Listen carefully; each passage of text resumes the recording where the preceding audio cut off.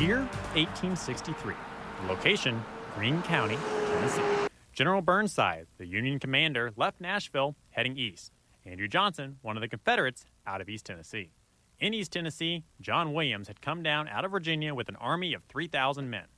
He knew Burnside was coming toward Blue Springs, so he picked this area as a strategic location. The two would clash in Blue Springs in a fight over control of the East Tennessee Railroad. Today, if you visit the site, you can still see remnants of Civil War history.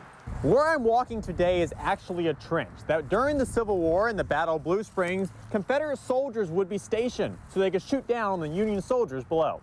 They had rifle trenches on the hill, they had rifle pits here, they had artillery, they had Williams guns. Think of the Williams gun as an early version of the machine gun.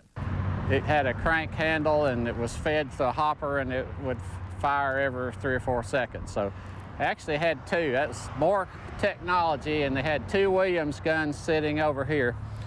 There was a artillery battery up on this hill, and at that time the hill wrapped around. This was like a bowl. And if you go up on this hill, there's still trenches there. So inside that bowl, the conflict ensued. So when the Union soldiers came across that field, the 79th New York Highlanders, they came upon the outskirts of the rifle pits, and those guys shot a couple shots and withdrew.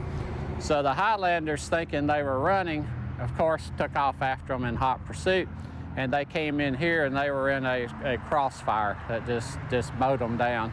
The Union soldiers would ultimately win when the Confederates retreated.